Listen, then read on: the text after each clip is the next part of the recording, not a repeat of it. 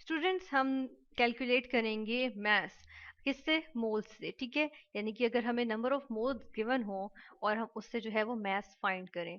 Number of moles क्या होते हैं, जिस तरह एटम्स होते हैं उनको अब गिनना तो पॉसिबल नहीं है ना कि कितने एटम्स हैं, ठीक है ना, यानी एक एटम, दो एटम, तीन एटम, ये तो गिनना पॉसिबल नहीं है।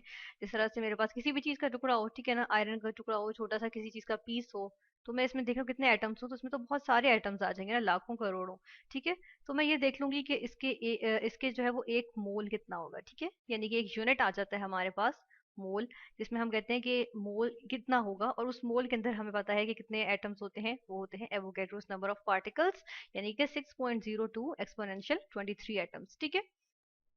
यहाँ पर हम देख रहे हैं कि मोल्स का यूनिट अगर हमारे पास हो, अगर मोल्स में हमारे पास कोई चीज गिवन हो, तो उससे हम मास किस तरह फाइंड कर सकते हैं। तो इसके लिए हम देखेंगे कि हमें प्रॉब्लम स्टेटमेंट गिवन है कि ये एक इक्वेशन है जिसके तहत होता क्या है, ये कैल्शियम कार्बोनेट है, ठीक है। अब इसको हीट किया गया, ठीक है, इसको हीट किया गया तो इस ये जो है उसकी ब्रेक डाउन हो गई, किस तरह से कैल्शियम ऑक्साइड बना और कार्बन डाइऑक्साइड गैस बनी। कैल्शियम कार्बोनेट को चूने का पत्थर भी कहते हैं, ठीक है। इससे जो है वो क्विक लाइम, इसको क्विक लाइम भी कहते हैं, क्विक लाइम बना और कार्बन डाइऑक्साइड गैस रिलीज हुई है, ठीक है।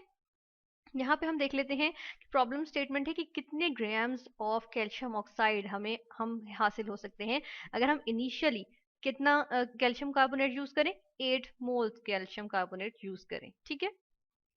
तो हम देख लेते हैं कि इसमें हमें फाइंड क्या करना है, हमें जो है वो जो प्रोडक्ट आ रही है ना हमारे पास कैल्शियम ऑक्साइड, या जिसको हम क्विक लाइम भी कह सकते हैं, तो उसकी जो है वो हमने मैथ निकालना है, ठीक है, कितने मैथ हमें हासिल होगा। जबकि हमें शर्त क्या दी हुई है, शर्त ये है कि हमने जो यूज किए थे कैल्शियम कार्बोनेट, वो कितना यूज किया था, 8 मोल्स, ठीक है।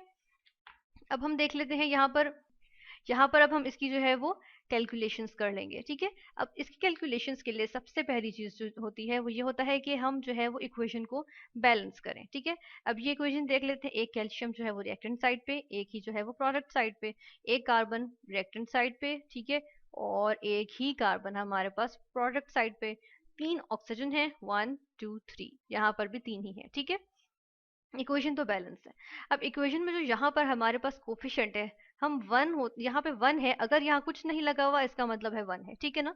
यहाँ पर कुछ नहीं लगा हुआ, वन है, यहाँ पर कुछ नहीं लगा हुआ, वन है, ठीक है।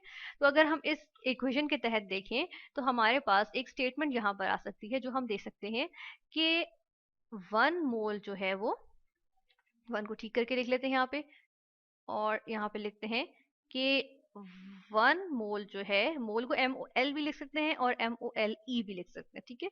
तो 1 मोल ऑफ कैल्शियम कार्बोनेट, ठीक है, ऑन हीटिंग, ठीक है, प्रोड्यूस करता है, क्या प्रोड्यूस करता है, अब हम देख रहे हैं कि कितना ये जो है वो कितने मोल प्रोड्यूस कर रहा है कैल्शियम ऑक्साइड। हम बैलेंस्ड इक्वेशन के अकॉर्डिंग देखें तो हमें पता चल जाता है कि एक मोल जो है, यानी कि ये जो कोफिशिएंट है यहाँ बैलेंस करने के लिए यूज करते हैं, ये इसके नंबर ऑफ मोल्स को रिप्रेजेंट करता है।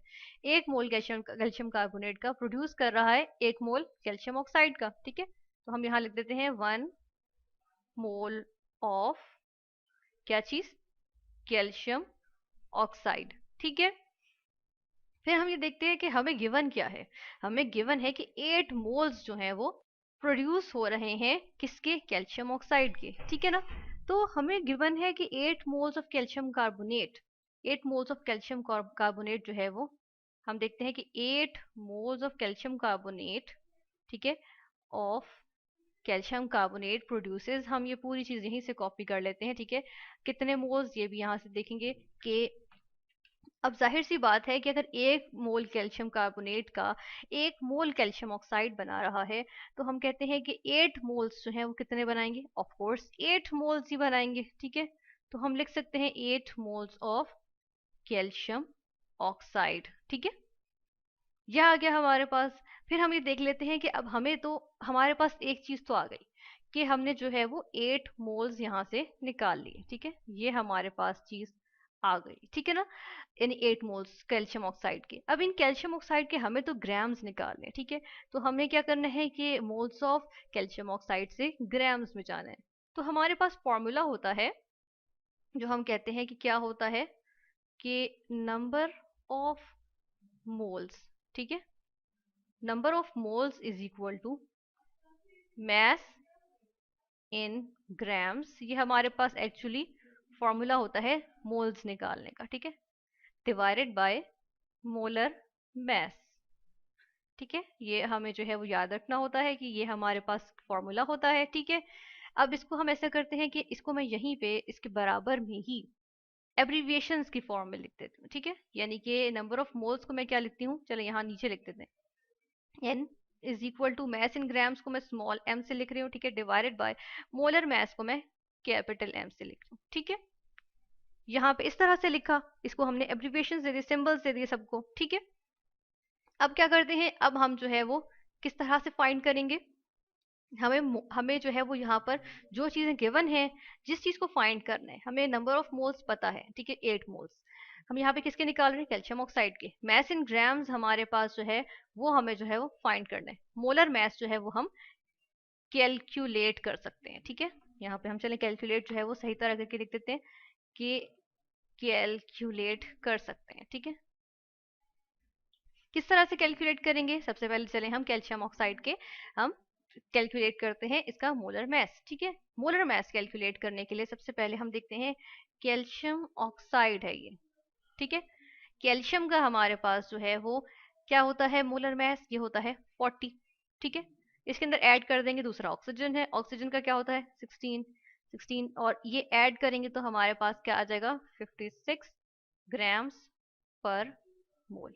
ठीक है, ये आ गया हमारे पास यहाँ पे 56 ग्राम्स पर मोल आ गया। ठीक है, अब ये जो 56 ग्राम्स पर मोल है, इसको ऐसा करते हैं, पहले इस इक्वेशन को हम जो है वो सेट कर लेते हैं। ठीक है, किस तरह से सेट कर लेते हैं, ये इस तरह से सेट होगी कि हमें n यानी नंबर ऑफ मोल्स तो गिवन है, m भी हमारे पास आ गया 56 ग्राम्स पर मोल।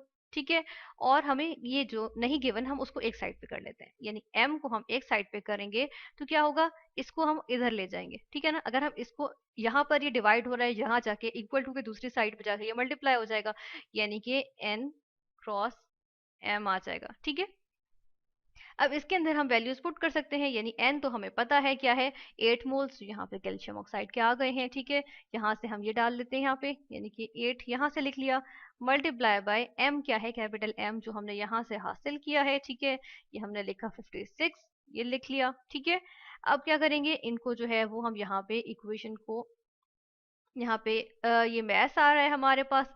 अब ये मैथ्स किस चीज का आया है, इसको हम कहते हैं मैथ्स, तो ये मैथ्स हमारे पास किसका आ रहा है, मैथ्स ऑफ कैल्शियम ऑक्साइड। ठीक है, कैल्शियम ऑक्साइड के ओ को हम थोड़ा सा बड़ा लिख देते हैं।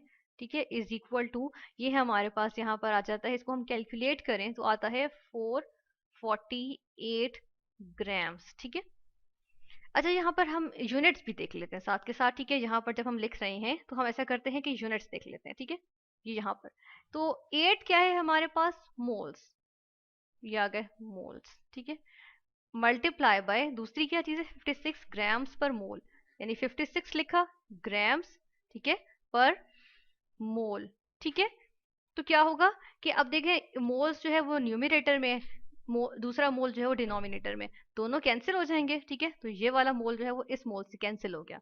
अब हमारे पास यूनिट में सिर्फ ग्राम्स बचा है, तो 8 इंटू 56 करेंगे 448 और साथ में ग्राम्स हमारे पास आ गया। ठीक है, तो इस तरह से हमारे पास क्या चीज आ गई है, हमारे पास आ गया मैस ऑफ कैल्शियम ऑक्साइड, जो कि हमें हासिल होगा जब हम कैल्शियम कार्बोनेट को हीट करेंगे। ठीक है, जिस तरह से हम कैल्शियम कार्बोनेट को हीट कर रहे हैं, और अगर 8 मोल्स यूज करेंगे तो हमारे पास जो कैल्शियम ऑक्साइड का मैस हासिल होगा वो 448 ग्राम है।